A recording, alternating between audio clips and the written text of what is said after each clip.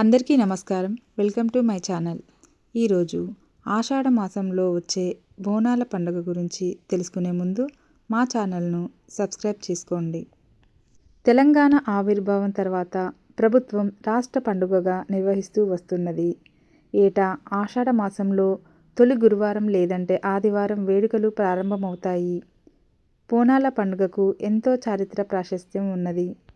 పూర్వకాలం నుంచే ఉన్న ఈ బోనాలకు ఒక్కో ప్రాంతంలో ఒక్కో చరిత్ర ఉంది. బోనం ఎందుకంటే ఋతుపవనాలు ప్రవేశించి వర్షాకాలం ప్రారంభం కాగానే మలేరియా, టైఫాయిడ్, విష జ్వరాలతో పాటు ఇతర సీజనల్ అంటువ్యాధులు ప్రబలుతూ ఉంటాయి. ఈ సీజనల్ వ్యాధుల నివారణకు బోనాల పండుగకు సంబంధం ఉన్నది. వేపాకు క్రిమినాశినిగా పనిచేస్తుంది. అందుకే రోగ నిరోధకత కోసమే ఇంటికి వేప తోరణాలు కడతారు. బోనం కుండకు వేపాకులు కట్టడమే కాకుండా బోనం ఎత్తుకున్న మహిళలు వేపాకులు పట్టుకుంటారు. పసుపు నీళ్లు చల్లడం కూడా అందుకే మొదలైంది. భోజనం ప్రకృతి అయితే దాని వికృతి పదమే బోనం.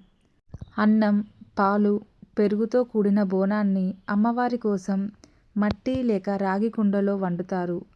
ఆ తర్వాత బోనాల కుండలను వేప రెమ్మలతో, పసుపు కుంకుమలతో అలంకరించి దానిపై ఒక దీపం ఉంచుతుంటారు. ఇలా తయారు చేసిన బోనాలను తలపై పెట్టుకొని డప్పు చప్పుళ్లతో మహిళలు ఆలయానికి తీసుకువెళ్తారు.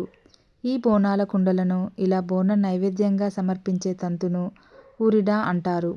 గ్రామాల్లో దీన్నే పెద్ద పండుగ, ఊర పండుగ వంటి పేర్లతో పిలుచుకుంటారు. తెలంగాణ రాష్ట్ర పండుగ బోనాలు. ఆషాఢ మాసంలో తెలంగాణలో జరిగే అతిపెద్ద జాతర బోనాలు. దాదాపు 1000 ఏళ్ల చరిత్ర గల ఈ బోనాలు మొట్టమొదటిసారిగా కాకతీయ రాజులలో ఒకరైన ప్రతాపరుద్రుడు గోల్కొండలోని శ్రీ జగదాంబిక ఆలయంలో బోనాల సమయంలో ప్రత్యేక పూజలు చేసినట్లుగా తెలుస్తుంది. ప్రతాపరుద్రుని తర్వాత వచ్చిన ముస్లిం నవాబులు సైతం ఇక్కడ పూజలు జరుపుకునేందుకు అనుమతి ఇచ్చారని తెలుస్తుంది.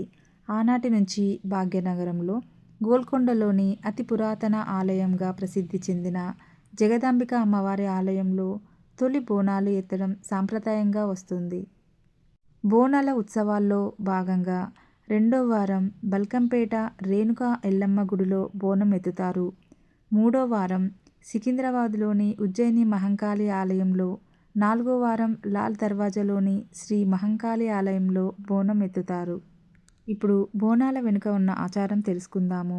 తెలుగు సంప్రదాయం ప్రకారం ప్రతి ఏడాది ఆషాఢ మాసంలో అమ్మవారు పుట్టింటికి వస్తుందని, అందుకే అమ్మవారికి ప్రీతికరమైన భోజనం, చీర, సారెలు సమర్పిస్తారని విశ్వాసం. బోనాల జాతర జరిగే ఆదివారం రోజు భక్తులు తలారా స్నానం చేసి నూతన వస్త్రాలు ధరించి అమ్మవారి ఆలయానికి చేరుకుంటారు.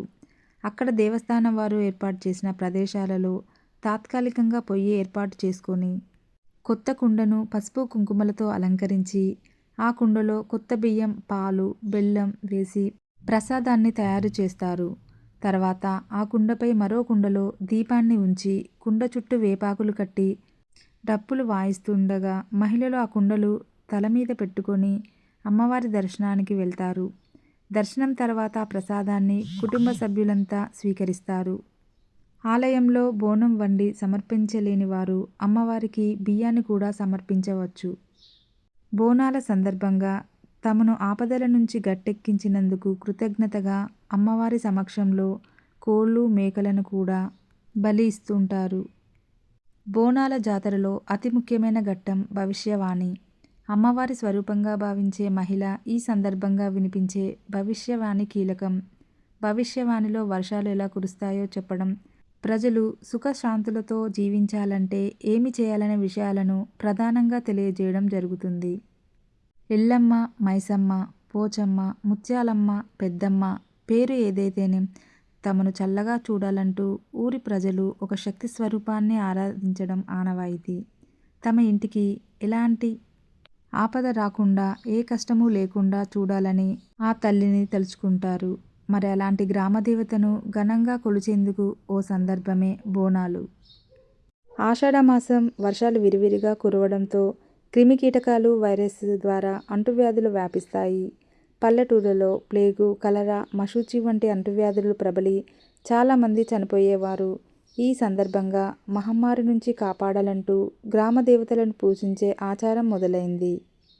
ఆషాఢ మాసం రాగానే తెలంగాణ ప్రజలు అమ్మవారికి బోనాలు సమర్పించేందుకు ఒక అనువైన రోజుని ఎన్నుకుంటారు. ఈ రోజున స్త్రీలు రాగి లేదా మట్టి కుండలో అమ్మవారి కోసం వంట వండుతారు.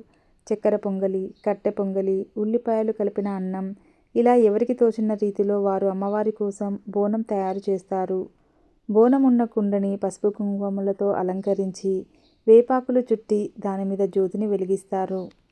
ఇలా సిద్ధం చేసుకున్న బోనాన్ని తల మీద పెట్టుకొని ఊరేగింపు మధ్య అమ్మవారి ఆలయానికి చేరుకుంటారు. ఆలయానికి భక్తులు అమ్మవారి ప్రాంగణానికి తీసుకువెళ్లేందుకు పోతురాజు తోడుగా ఉంటాడు. Thank you for watching. Please subscribe my channel.